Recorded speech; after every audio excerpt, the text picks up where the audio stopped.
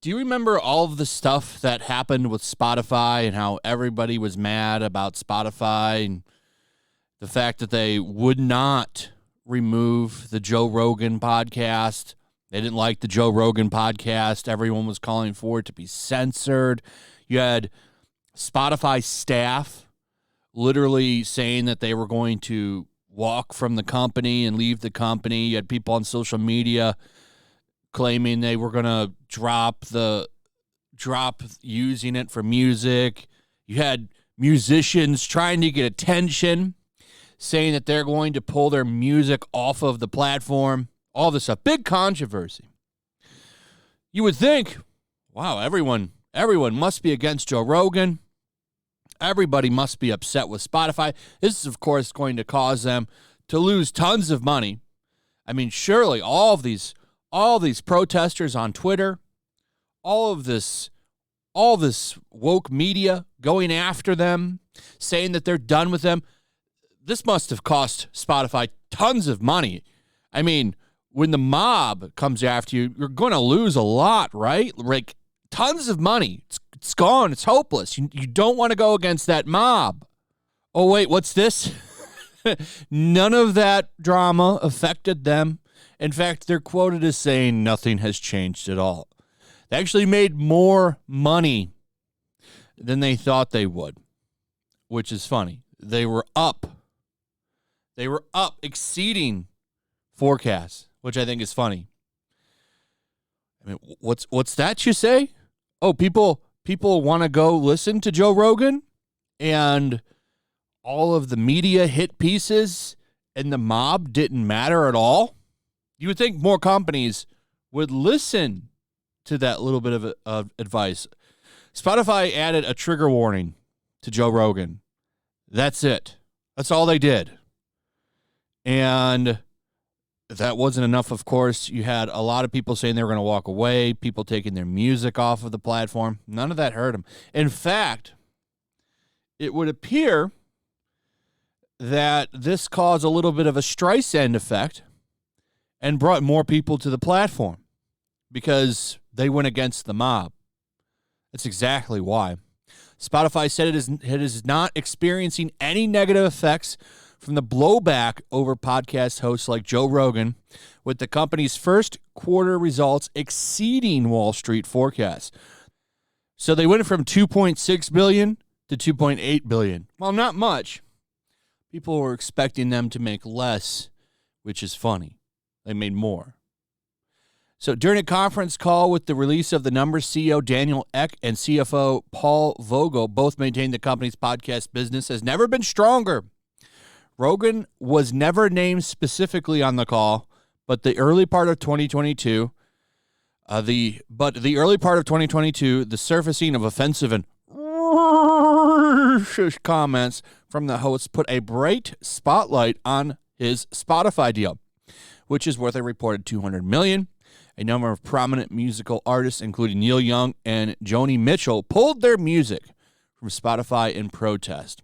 Last week, it was reported that the Obama's production company, Higher Ground, signed a marquee podcast entity signed by Spotify, will not renew its exclusive deal there, and will move to a competitor. Like, is anybody even listening? I didn't even know they had a podcast. It just shows you, like, more people want to listen to Joe Rogan over more of the same, like, typical kind of controlled, you know what they're going to say, you know what their talking points are going to be. Like, no one wants that. Management offered a unified response to the drama, maintaining that it hasn't slowed their momentum. For investors, structurally, podcasting should be a better business model than music from a gross margin perspective, X said. We feel really good about the investments we're making and the long-term implications they will have on our business and our shareholders. Vogel pointed to metrics at all-time highs, including the ratio of podcast listeners to total listeners, as well as total podcast streams. We're seeing that engagement on the platform, he said.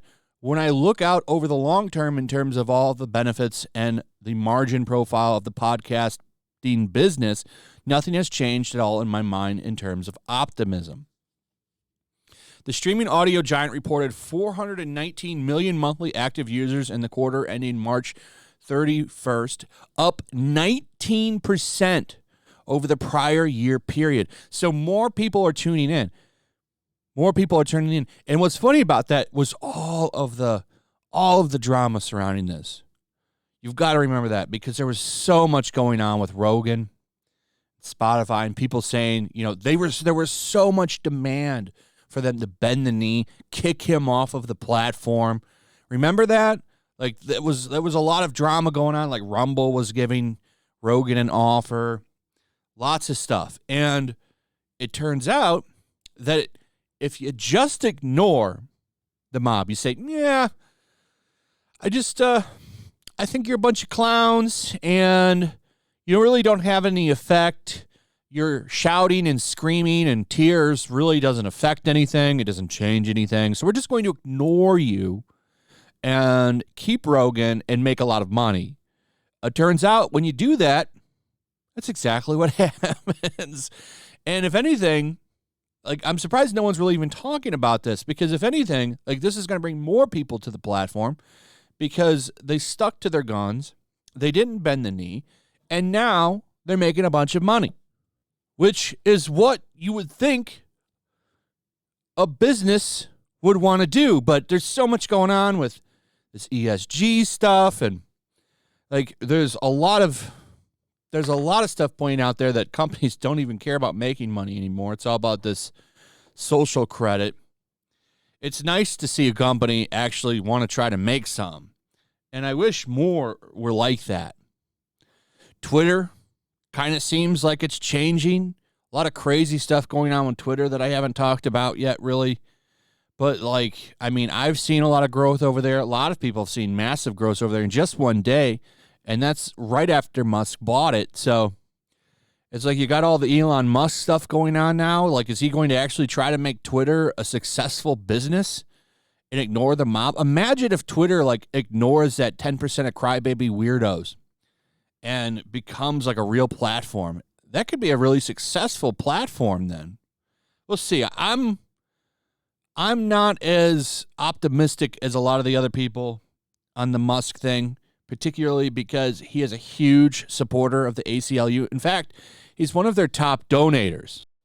These are the things that worry me a little bit when it comes to this, but we'll see. We'll see. Like this one right here. Thank you for being one of our biggest supporters of the Thank you for being one of the biggest supporters of the ACLU. Really appreciate your backing us over the years. It says right here, I am one of the top donators. So we'll see. Anyway, that's pretty much it. Let me know what you guys think about all this. Also, if you would, please like, subscribe, share the video. Make sure you're still subscribed. Hit that notification bell. I'll see you guys on the next one. Peace. Also, if you want to help support the channel, check out my Teespring store. There's a link in the description. You can find some merchandise in there that you might want to check out. Also, make sure to follow me over on Twitch. I do watch parties, play video games over there. They're always fun. Follow me over there and come hang out. Also, make sure you subscribe to YellowFlash, my other channel. There's a link to that in the description as well. I do a lot of live streams over there that I don't do on this channel. Usually smaller and a little bit more personal. So make sure you follow me over there and sign up.